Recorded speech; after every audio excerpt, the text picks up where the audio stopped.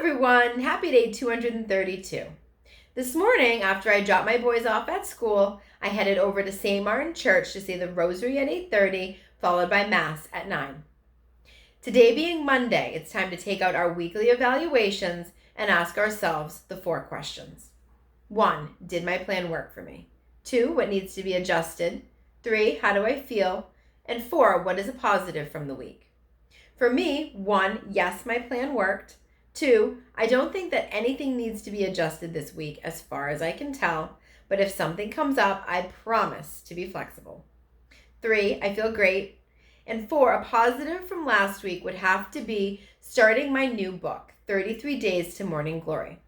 I'm on day 8, and so far it's really interesting. I'm a little nervous about a few things the book is asking of me, but I realize it's because true Marian consecration requires me to give up a lot of my control. It's going to be hard for me, but rewarding in the end. I would encourage all of you out there to take a look at last week and ask yourselves the 4 questions. In the gospel today, we hear Jesus telling the disciples, "Whoever loves me will be loved by my Father, and I will love him and reveal myself to him."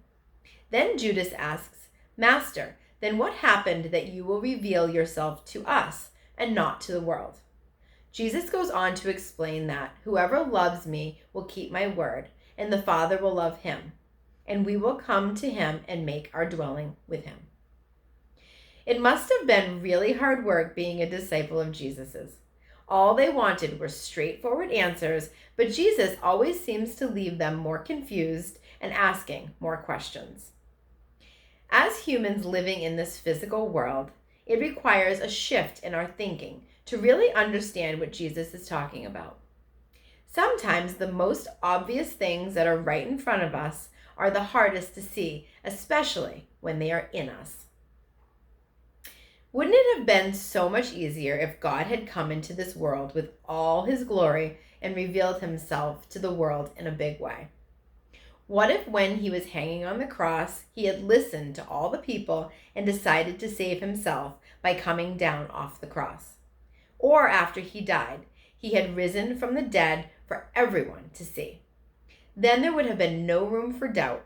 The whole world would have seen and believed.